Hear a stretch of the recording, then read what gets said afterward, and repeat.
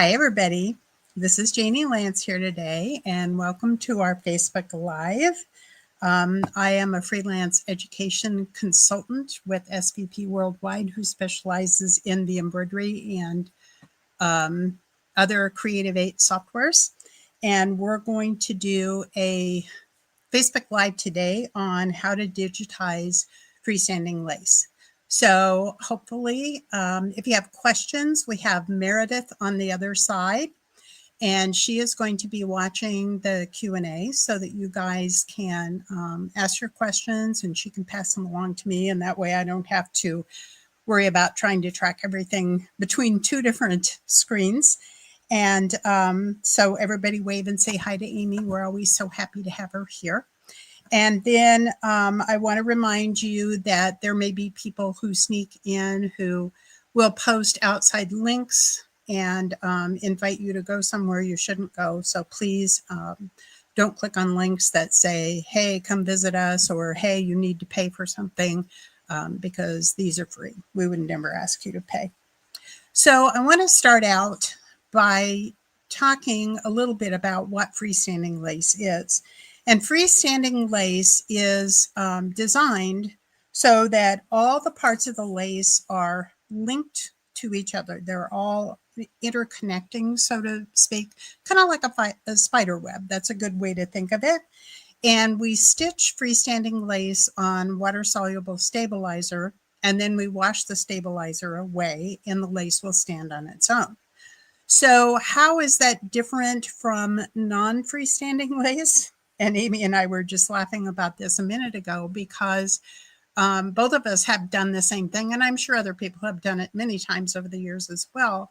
If you stitch a lace that is not specifically designed to be freestanding on a wash-away stabilizer, and then you rinse the stabilizer out, what you end up with is a pile of unconnected threads.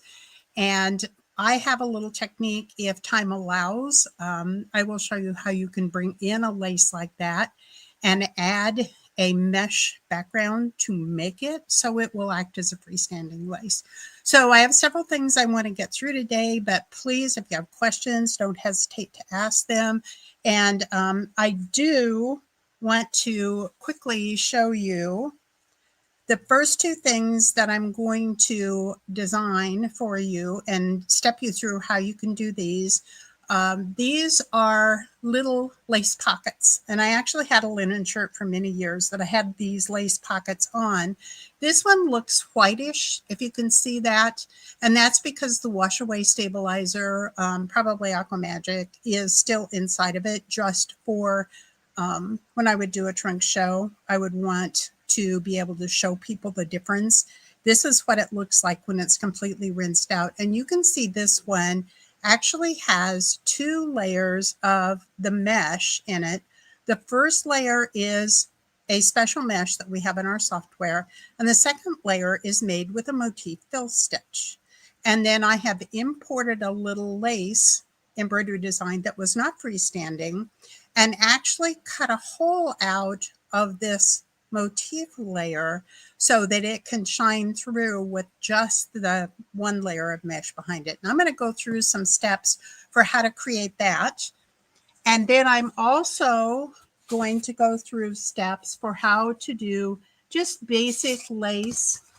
So here's my little lace medallion. It's made with a shape. It's filled with our crosshatch fill. And then I brought in another embroidery design and created it as a silhouette in a spiral fill.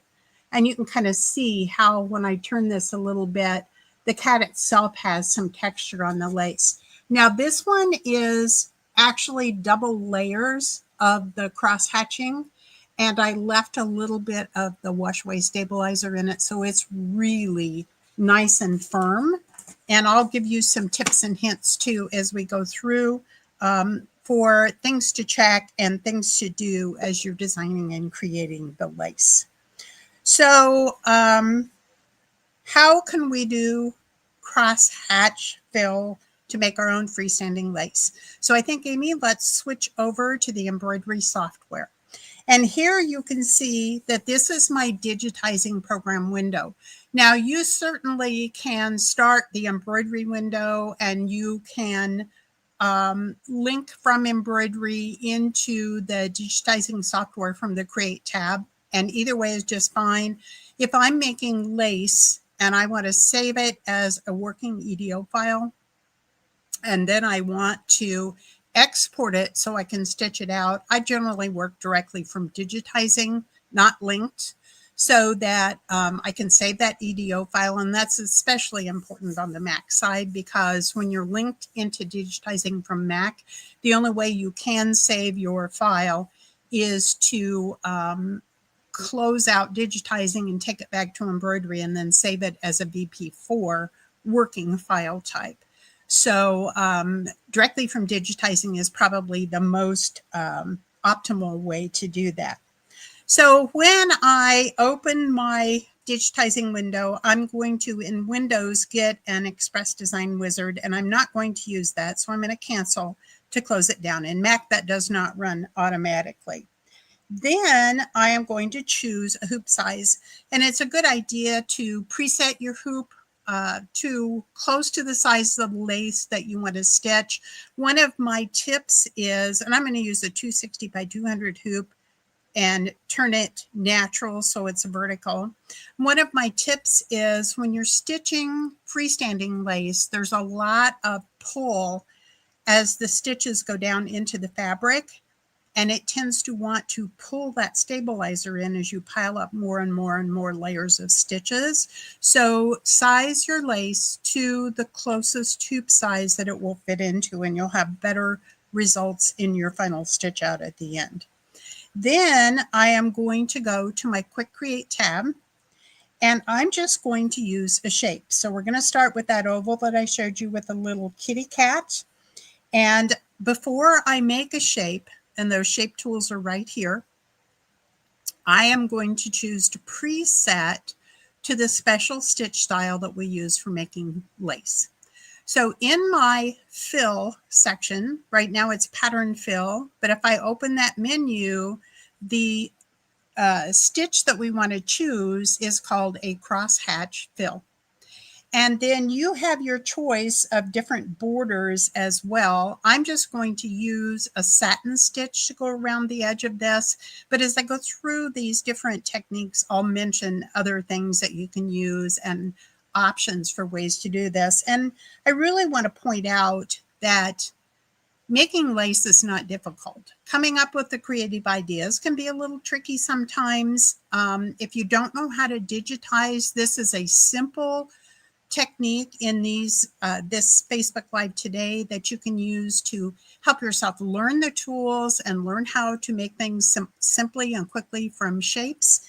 But the only way you really become proficient is to practice, to make more than one, to do things over and over again, to fail sometimes, stitch it out, have it all fall apart, and then figure out where you went wrong and try again. And to become an expert at it, you just do more and more and more of that. If you really want to know the software inside out, teach it to someone else. Learn how to do it yourself. Sit down and teach it to a friend, and you'll be amazed at how much more you remember and how many things you learn when you work with somebody else at the same time.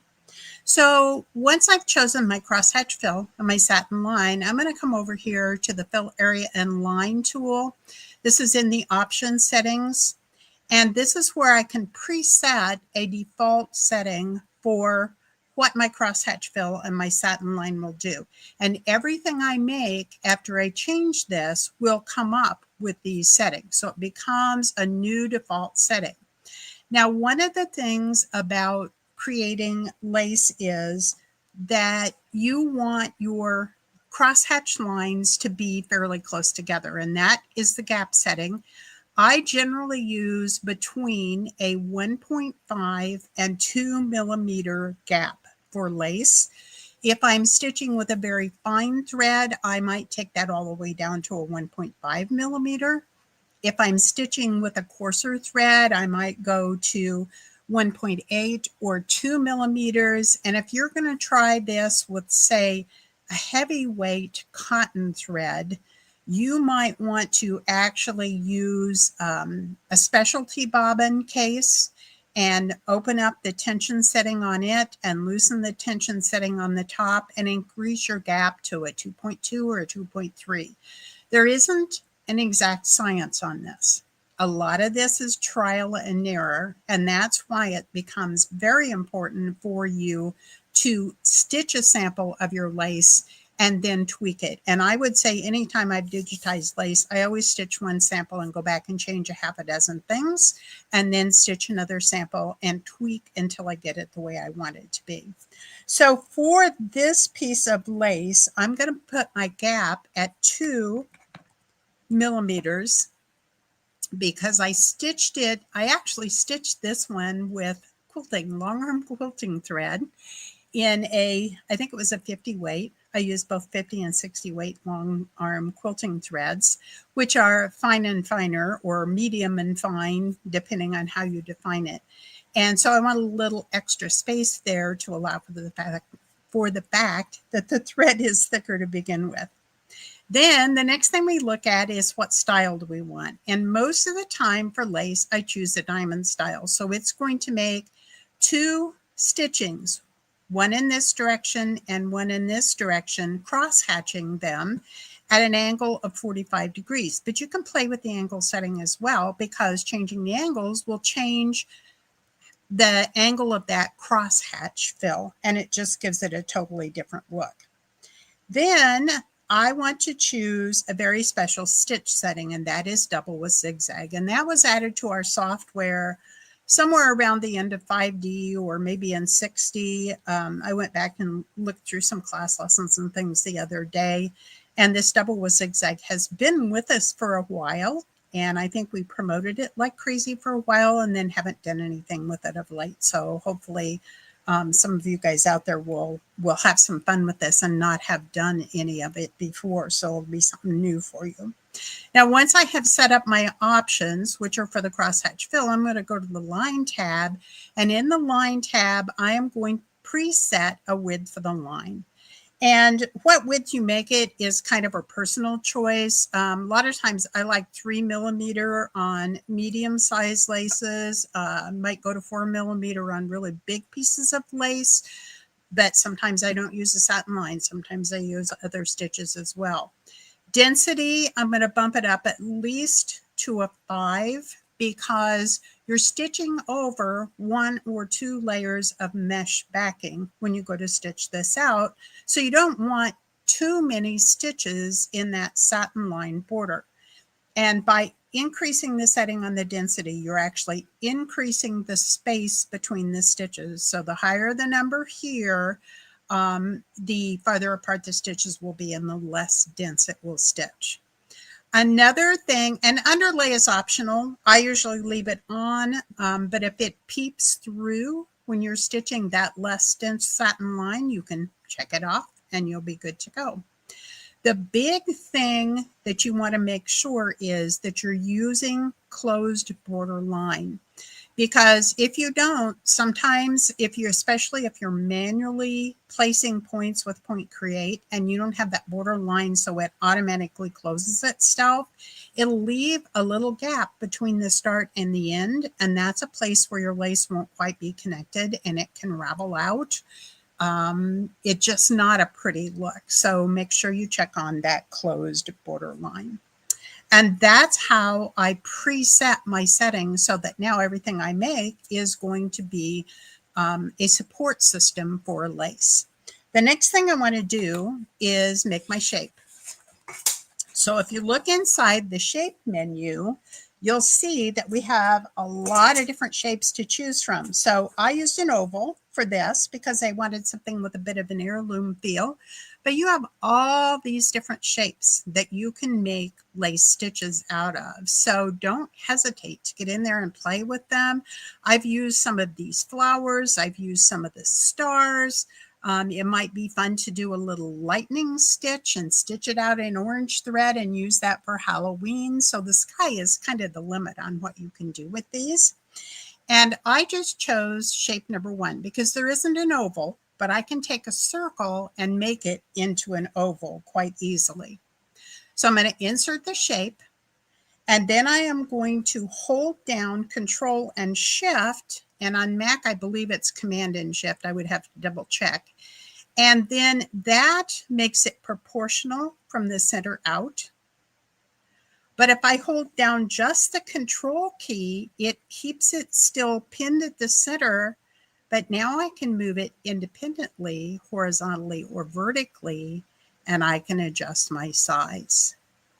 Now I'm just going to point out here that I can go to the View tab and I can change the size of the squares in my grid. So if you want your grid to be in 1-inch increments, so you can make something 5 inches tall or 6 inches tall or whatever, you just type in a 1 and an inch sign, no matter whether you're set for metric or for imperial measurements, which is inches, and it will change that grid for you. So now I have a crosshatch mesh, and I have my grid set so that I could size this. If I wanted it to be sized to say 5.5 inches, then I could change my view setting to 1/2-inch grid squares.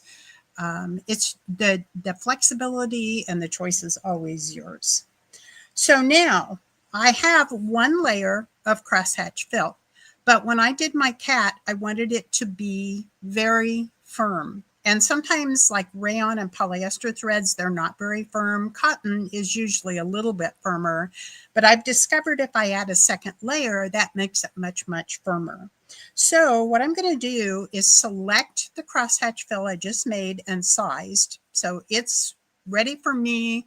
The size I want to use it, the target size I want to use it. I'm going to select it in the foam strip, right click over it, copy it, and then right click over it and paste it.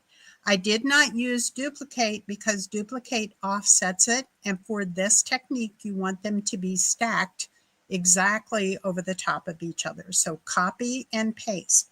And now I have a second crosshatch fill.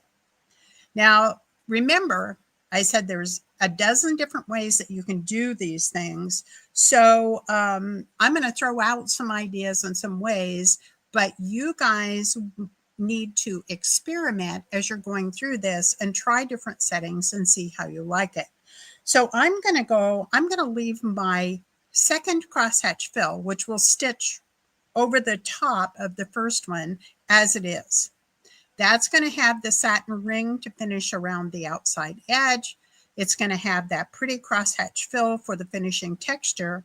I'm going to go back in the film strip and select the first one and then right click on it and open up the properties, not global properties because that would change both of them, just the properties of this. And I'm going to change my crosshatching to a square, and I'm going to make it a tiny bit smaller. And then I'm going to take a look at this, and you can see when I added that second layer, it actually puts, I'm going to go to my live view here and stretch this out so I can zoom in a little bit more. It actually puts almost like a little pattern of its own in there. So I think that's really cool and kind of fun. And of course, I really did this just to make my lace stiffer. But the side benefit was because of the change I made just in the type of crosshatch fill, it started producing a secondary pattern for me. Also, in this first crosshatch fill, again, you have a couple of different choices here. The first one has a satin border at 3 millimeters, and so does the second one. Sometimes I will select one of them, go to the line setting and make it skinnier, and maybe make it a density of a 6. So it's not going to be very heavy. It's going to be, if you think of it like on your sewing machine, when you stretch that zigzag out and make the zigs and zags further apart, so it's less dense. And then on the second one, I'm going to right click and change the properties, and I am going to change this line to 3.5. So what this essentially is going to do is, many years ago, we used to use this technique on hand applique on the sewing machine, where we actually stitch the zigzags ourselves rather than having an embroidery unit. And you do one skinny zigzag kind of open stitches, and then you come back over it with a second one that was a little bit more closed and wider. And it plumps that up. It not only makes it stronger, but it also gives more dimensionality. I could also have taken this first one and just turned the border off. So to do that, you would just right click, go to properties, and change satin line to no border line. So see how you're starting to see there's so many different choices and things that you can do. Now, I want to add a cat, and I wanted it to be like a little embossing element. So in the Home tab, in Digitizing, and I do want to point out that you need let's see, I don't have all the new names for the software. The elite level of the software, not essential or extra, which have Express Design Wizard, but they don't have the extra tools for doing this fine tuning. So you do need the elite level of the CREATIVATE software to do this. So I've gone to the Home tab, and in the Home tab, we have these inserting tools. So insert lets me bring in an EDO from some other design that I've already made. Insert lettering, that's a great way to make lace with a monogram on it.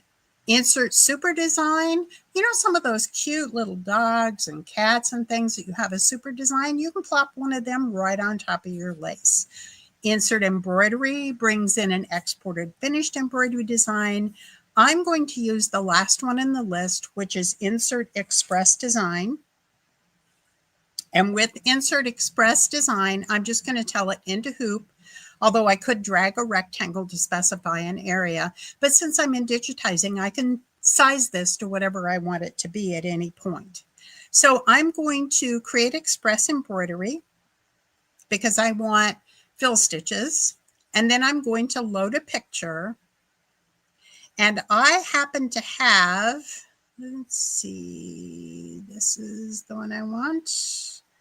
I have all these folders here. I have a little image that I designed in Draw and Paint.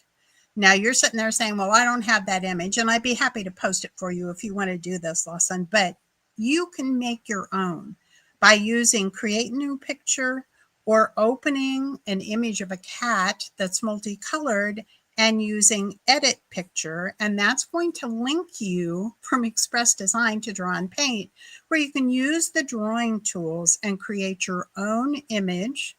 I would use the Draw tab and the drawing tools for a vector graphic, and then you simply close this and it brings your new image back to the Express Design wizard. Then once you have that there, you're just going to go through the wizard. I use automatic to make sure it's cropped properly. And then you'll come up to the thread color choices, and 2 are the least thread colors that it will sort down to. And I really only wanted 1, and I wanted to use this black.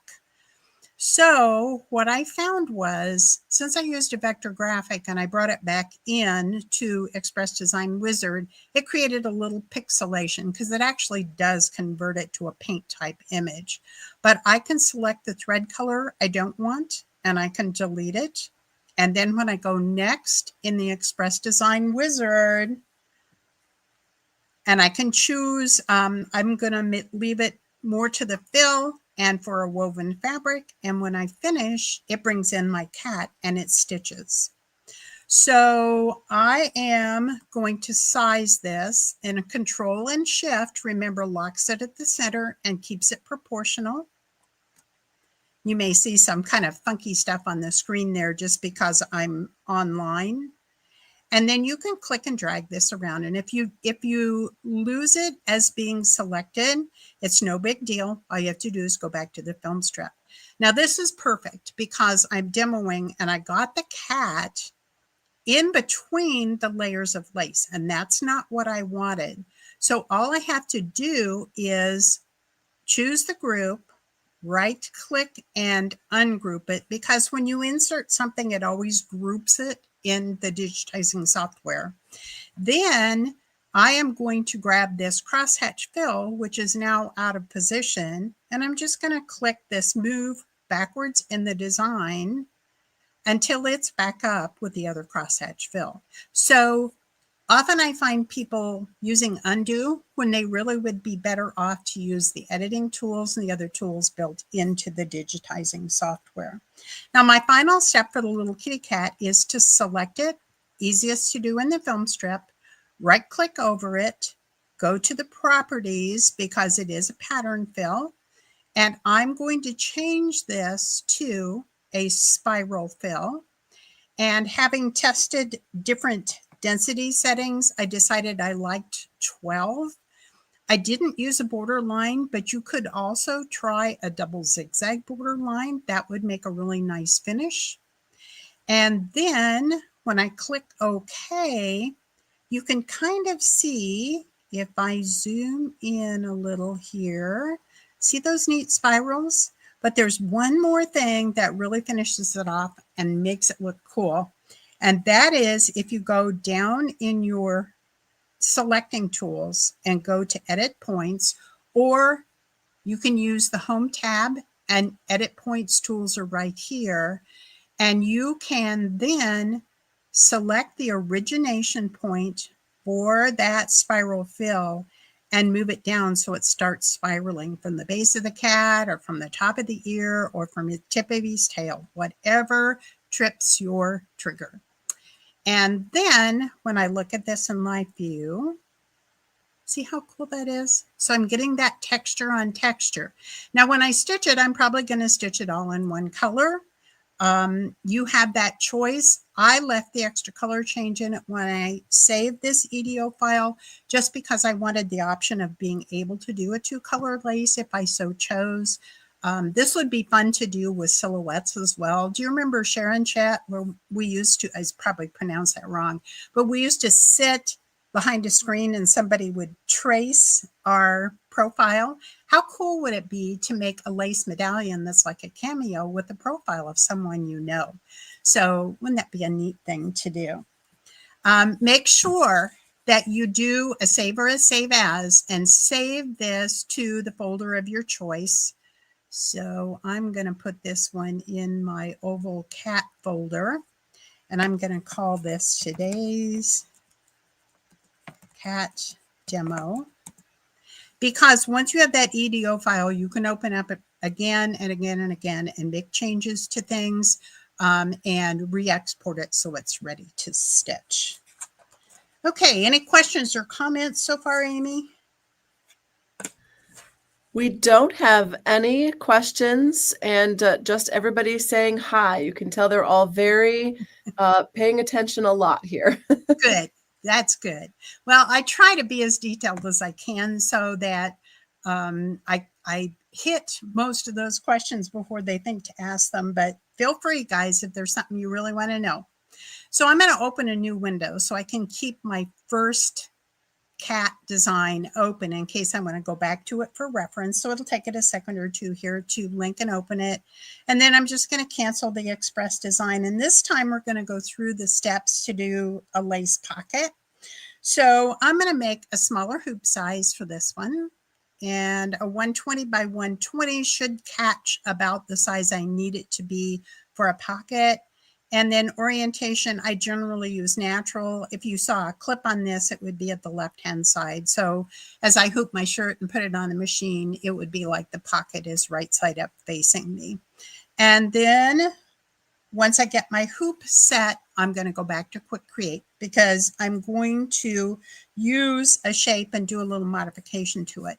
But those of you who are competent digitizers, and I know there are a lot of you out there, you can bring an image in as a background using that View tab and Edit Picture, and you can then freehand click with Point Create. Don't get confused with freehand create, but you can place your own points with point create. Just make sure you're using a closed area, and you can do a maple leaf. You could do an ivy leaf. You could do a tree. You could make lace any shape you want it to be. So I'm going to use Quick Create again because I don't have a lot of time in a 1 hour presentation to click points. And I'm going to make sure that I am set up for that crosshatch fill again. So I'm going to go back here. It resets itself to the default. So I'm going to do a crosshatch fill, and then I'm going to leave it a satin line for my border. And then in area, fill area and line, I'm going to change my gapper spacing because the pocket, I want it to be a finer lace. So I'm going to stitch it with rayon or polyester thread, and I'm going to use a 40 weight, or you could even use a 60 weight thread on this. And that closer gap setting will make the mesh tighter and stronger but lightweight, which is appropriate for a pocket. The first pocket I did, I used a gap of 2 and I stitched it in cotton, and that sucker was so heavy it pulled the front of my shirt down. So, you know, you kind of have to use some common sense in there or some experience. Then I went with the diamond style, the double zigzag. Everything looks good here to go. We're going to go to the line setting. And for my border, I chose a skinny width of 2 millimeters. And we'll close this setting here, and we're going to go to the shapes gallery. And as I was looking through here, I did those pockets a few years ago. And as I was looking through, I'm like, well, there's not really a pocket shape, but shape number 100 is pretty close. So I went ahead and made shape 100, and I needed to edit the points on this a little bit. So I'm going to make this a little bit bigger. And you could do this in any order. I've got my grid, I think, is set for, it reset itself for 10 millimeters, which is interesting. I'm going to do 0.5 inches. It's because I didn't close the other window before I opened this one. So I have my grid set to 1/2 inch now. And I'm going to make this 1.5, which should be 3. So if I go 1.5 from that vertical center line, that's going to make it a 3-inch width. And that's in the neighborhood of where I want it to be. And I can always change it up more later. Now, if you go either to in the Home tab, the edit points here, or it's in the quick access toolbar down there if you're in a different tab in the window, it brings up these points. From the Home tab, you can delete points, and I'm just going to take out the points I don't need in between the 2 square outer corners, and this is going to give me a perfect little pocket shape. So there's my little pocket. Then I need to right-click and turn that delete points off, because if I did accidentally click something here, I might delete more points than I wanted to, and then you would get the opportunity to use undo. So I'm going to reinforce this pocket, but I'm going to use a little bit different technique. So I'm going to right click over the film strip and copy it. Then I'm going to right click again and paste it. And this time I'm going to change this pasted copy. So I'm going to make sure it's selected, right click over it and go to just properties for that one. And I'm going to change this to a motif fill. Where are you? I always look for motif fill alphabetically down here, but it's up higher in the list. Once I get that motif fill up, the original pocket I did, I used from the Husqvarna Viking stitches, but you have custom ones in my motif that you can make yourself. You have universal stitches, you have Husqvarna Viking, and you have Foth. And then I'm going to use the Menu G vintage stitches and the stitch number 42. Where are you, number 42? There you are. And you can go in here and play. There are literally hundreds and hundreds of stitches, and you can actually use one motif or 1 and 2 motifs. You can adjust spacing. You can adjust the gap between the lines. I'm just going to use one stitch and everything else as is. And then leave my border at the satin line. Sorry, my brain is off on some tangent here for the moment. And then I'm going to go to the line. And because this first crosshatch fill, I used a 2mm, I'm going to make this one a 3mm. And again, I'll get that double layer satin stitch. But I might come back to this first crosshatch fill, open its properties, and make that line setting less dense so I don't pile up too many stitches in there. And look at this. Look how cool this is. Now it's starting to build a texture on texture, but because I used a motif stitch, it's completely different than the last design with the cat. So now that you know you can go in there and play with motif fills on these, literally you have an endless number of things that you can change. So I wanted a little heart in this pocket, and I wanted the heart to be a lace heart. So I went back to the Home tab and I chose to insert a finished embroidery. And I browsed out, and I've got a couple of them here, but I'll show you exactly the kind of options that you can play with.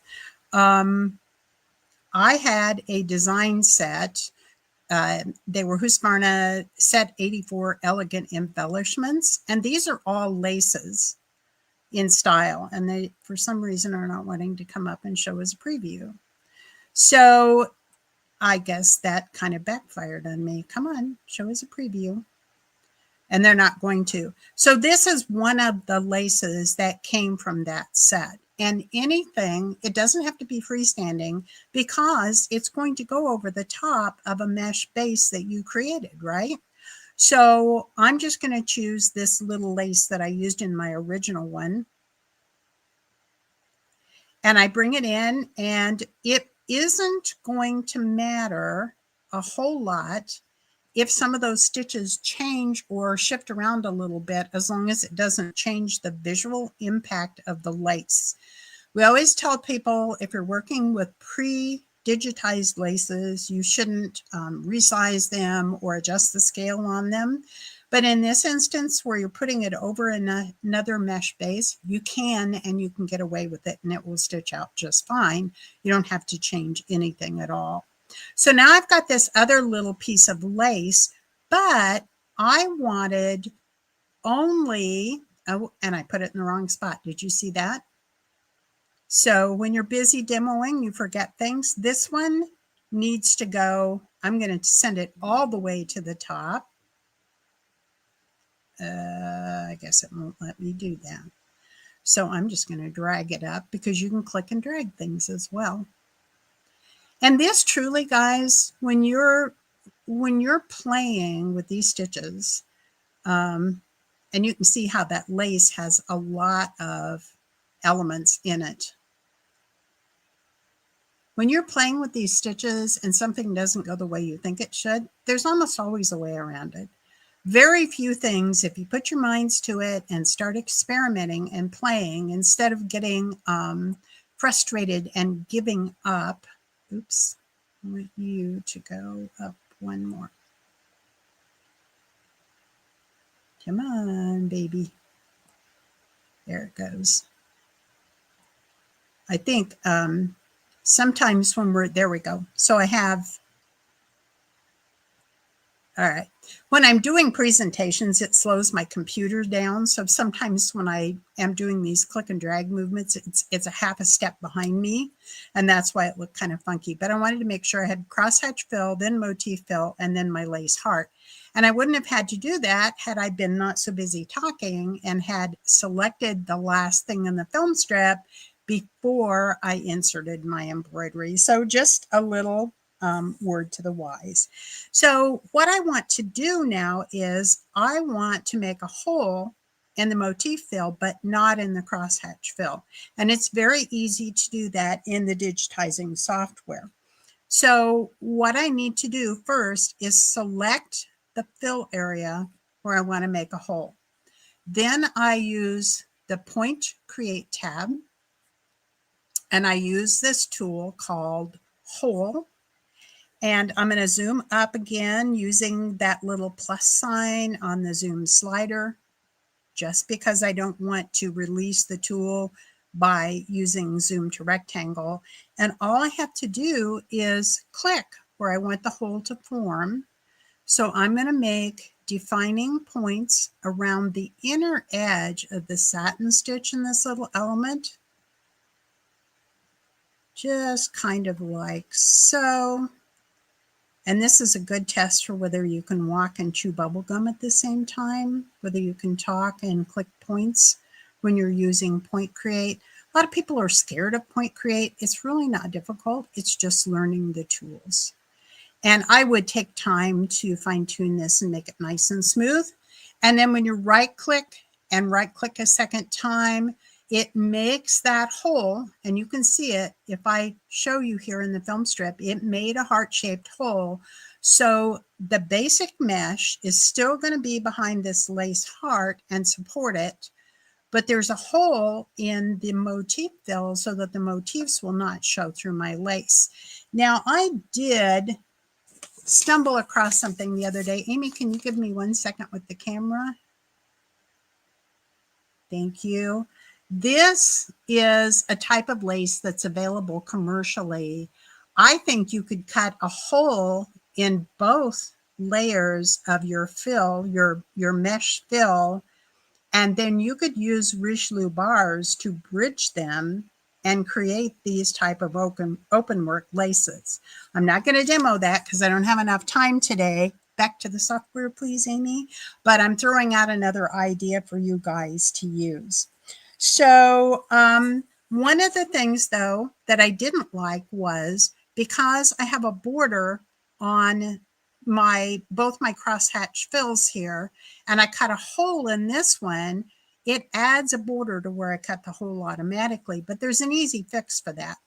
All you have to do is go to the Edit tab, and in Mac, I think it's in the Object menu, and select Break Apart, and you get all the separate pieces, and you can then right-click and delete to get rid of that second border, and now you have this really cool design to play with. I just love doing this kind of stuff. Lace is so creative and it's so much fun. So now you have a finished embroidery. All you have to do is save or save as for your EDO file. When you see my mouse jumping around like that, I do these demonstrations with the second screen, and it sits above my first screen. And if I get too high, it just goes right off the edge. So I'm going to do today's demo pocket.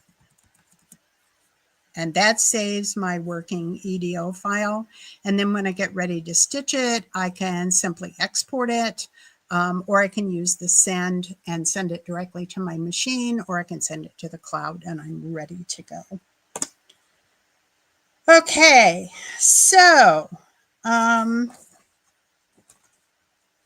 when you have a design like this, sometimes you might want to add some extra enhancing stitches. So I'm going to use Point Create to do that. And the piece of lace I have that is done that way, could I have the camera please, Amy? Is this little set of bells. And if you see those, I'm going to put them over that red background again, so I'll make them pop out a little bit better. See the little satin hearts on there? That's a simple thing to do. So let's go back to the software. And all I have to do is go to Point Create, turn off my fill pattern. Click that top half, it goes off. Change this to a motif line. And then I'm just going to preset a motif stitch because I went in here and found the exact one that I wanted to use. And this one again is a Husqvarna Viking stitch, although I think there's one just about like this in the Foth stitches as well. I'm using F decorative stitches, stitch number 28, because I wanted this to be kind of a little satin heart. And then I didn't want it too large, so I left the size proportional and took it from 7 millimeters high down to 5 millimeters high. And then all you have to do is create area or line. Now it is wanting to start where this lace ended. So before I begin creating my area or line, I'm going to go to the single stitch. Single stitch attaches itself to that last stitch in the lace, which is a pink bow tie. Go to where I want to start my motif line and click the other end of the single stitch. See how the bow tie jumped? And then I'm going to go back to create area or line. I'm going to cursor over this till I see the slash so that I know my motif line will connect to the end of that single stitch. And I'm going to click curved line, which is round points. If I wanted a square or a sharp one, I would hold down the shift key. And I'm going to kind of eyeball this using that line in the lace. And then right click twice, and voila, I now have added an additional decorative line of stitches at the bottom underneath my lace. So the sky is really the limit for this.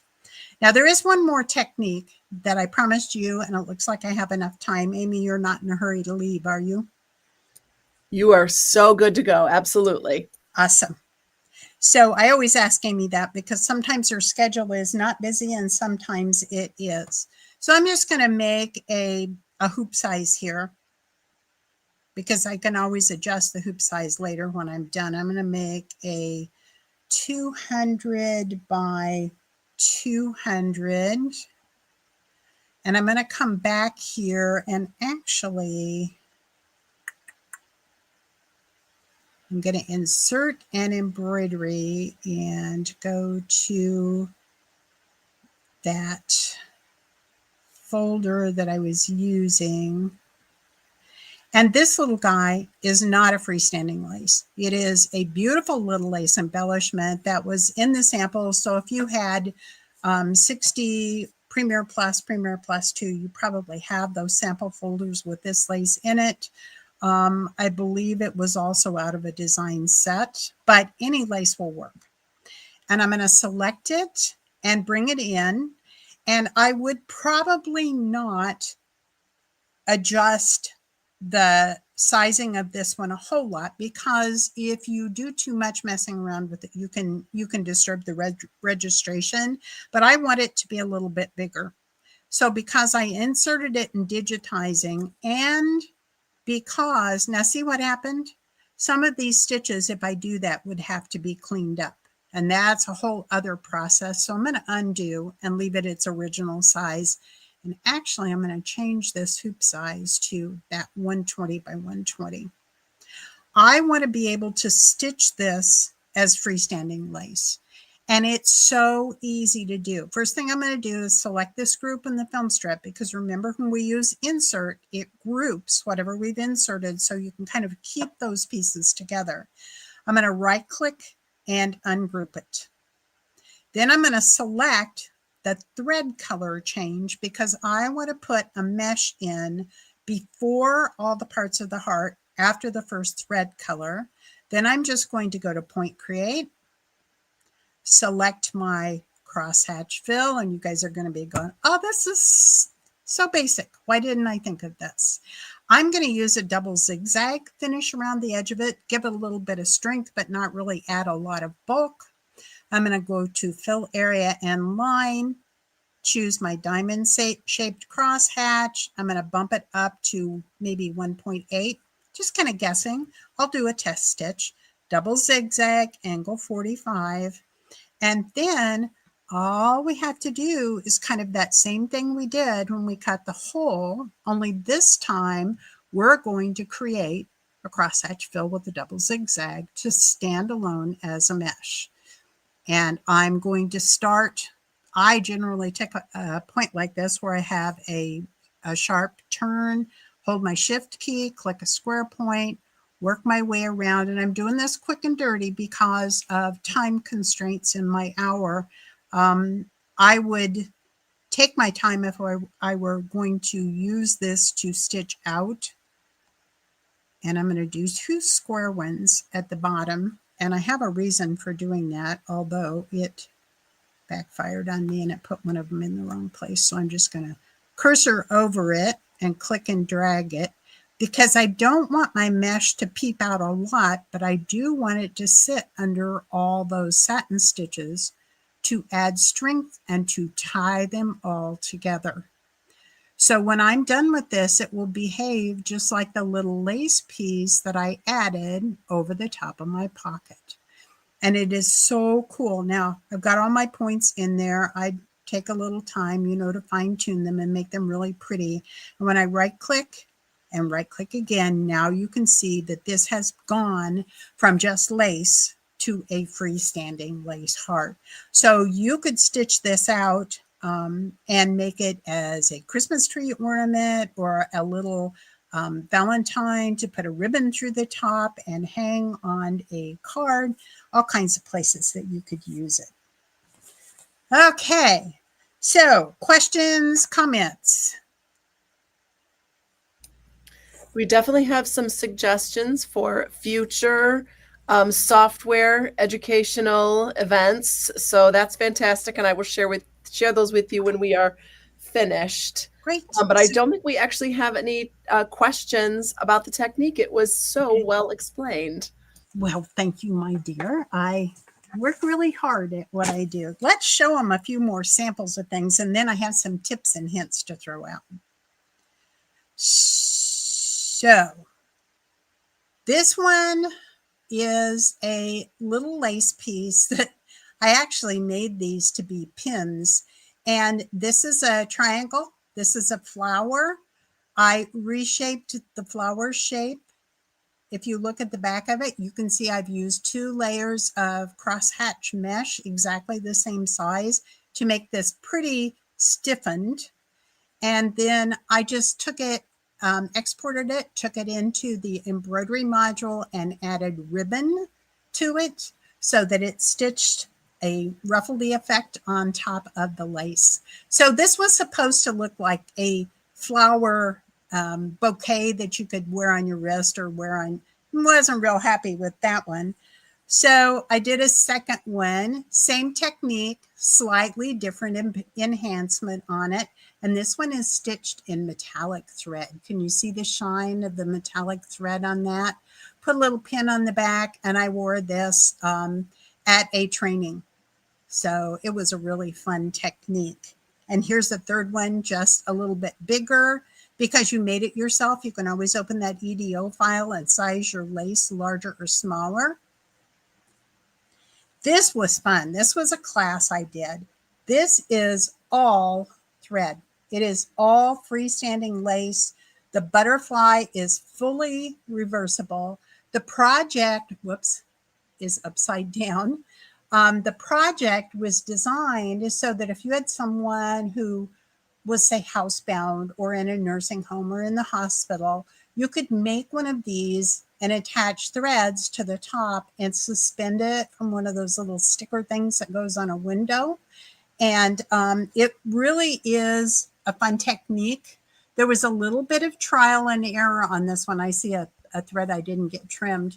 A little bit of trial and error on this one for how much overlap there needed to be between areas of stitches, but it was really, really fun to do. Now, I always save my test stitches. So this was a test stitch. And when I felt this was the same test stitch, and I rinsed it out, I could see that I did not make my lace base quite big enough to support all of those stitches that went on top of it. So this is why you do test stitches. This also had just a single layer of lace base, where the finished one has a double layer to give it that extra strength so it can stand on its own. Now this one is another project. This is a doily. I can hear Amy going, put your folder behind it. So this is a doily, and it's done with 1 layer of crosshatch and 1 layer of Motif pattern fill with a satin border around the edge. And this one is the same kind of thing, only a slightly different pattern in it. This one's actually on a pillow. And then here's a perfect example of using a snowflake, and you can make that snowflake as, whoops, you guys can't see it. I can see it. I don't know why you can't see it. Just kidding. Here is a snowflake that is freestanding, and it's kind of gotten wimpy. If I went back and made this again, I would use 2 or even 3 layers of that crosshatch mesh to stiffen it up some. And here it is inserted into a table topper. Let me see if the red makes it show up better. There we go. So lots of cool stuff and lots of fun things that you can make with freestanding lace. Now I do have a few tips and hints. So one of the tips is if you're manually digitizing, try to connect from one object to the next, like I did with that single stitch when I inserted the little heart, so that it will not create a trim. When you're embroidering on your embroidery machine and you're using the automatic trim setting and you have, say, a jump stitch in there, it's got a cut, it's got a jump, it's got a tie on, and it creates tails. But if you can figure out a way to travel from one area to the next, and I wouldn't use a single stitch like that most of the time, that was at the very end. So I was okay getting away with it because I could trim it out. But most of the time you would want to figure out a way to take like running stitches and bury those traveling stitches from one piece to the next and get them connected to each other so there's no black lines in the film strip. That eliminates all those trims that make tails on the back side. And in lace, they are your enemy. So if you're an advanced digitizer, you exactly know what I mean. If you're not, play around with it. If you do end up with some jumps, cuts, and trims, stop it, pull the hoop off, trim those tails off before you start stitching again, and you'll have a lot prettier lace.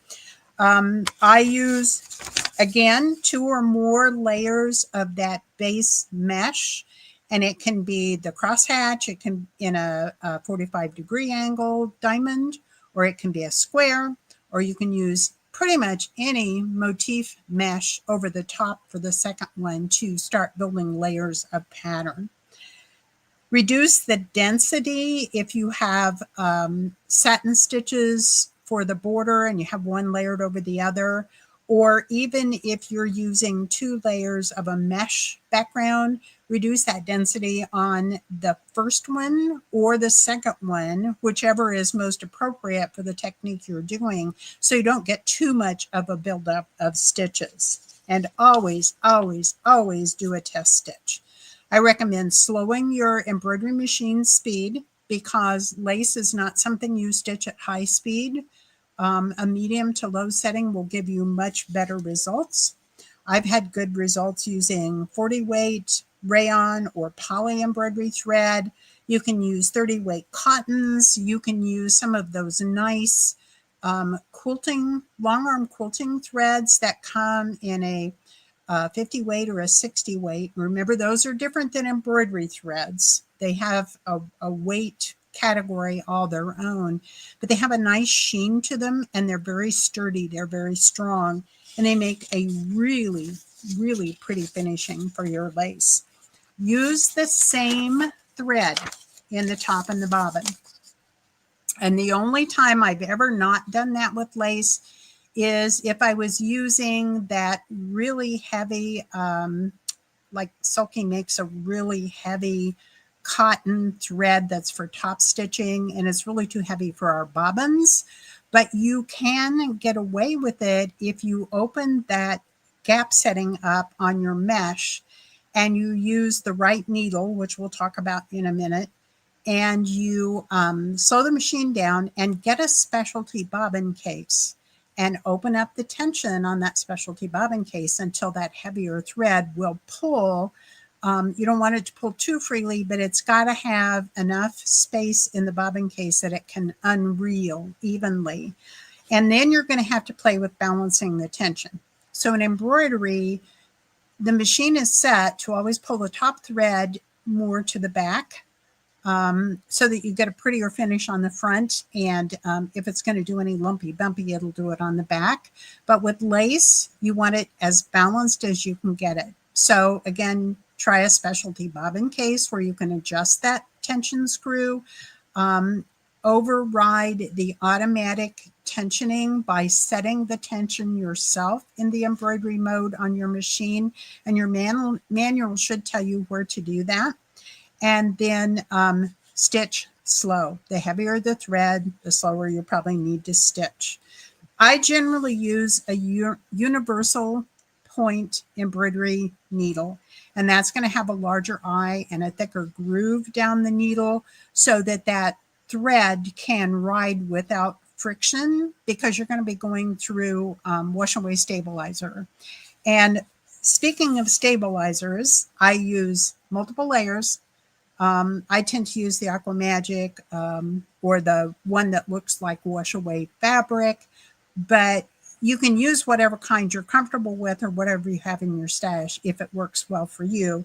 But use 2, 3, or even 4 layers of it in the hoop.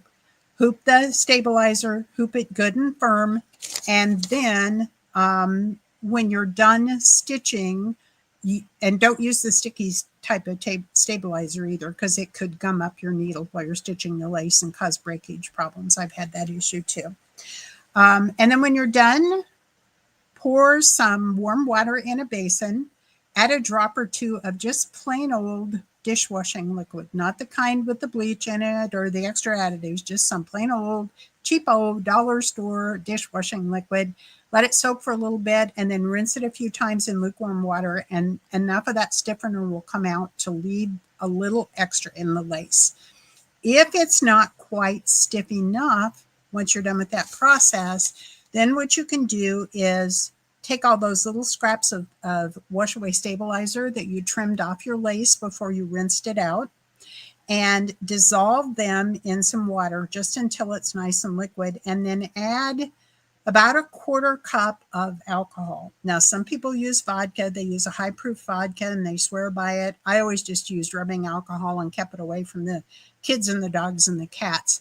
But if you don't put some sort of alcohol in that and you store that bottle to use again later, it is going to decay on you, and it's not going to smell pretty, and it can get black mold in it. So you can make your own paint on stabilizer for those laces using the scraps of your wash away stabilizer.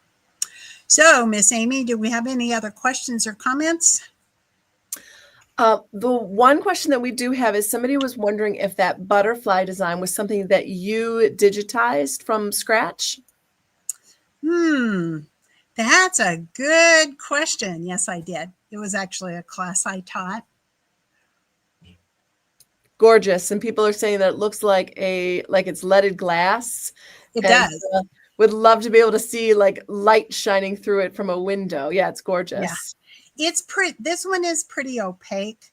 It probably, if I had opened it up a little bit more, it would have let some of the light shine through. So, you could do 100,000 different variations of it and make it look different each time. But it was a fun project.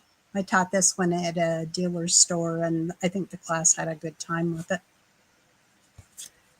All right. Well, I don't have any more questions. All right. If there's no more questions, then I will let everybody go. And I am coming back about the 3rd week in September to do another Facebook Live. We haven't picked a topic yet, so hopefully you'll be able to come. Thanks, everybody, for joining us today.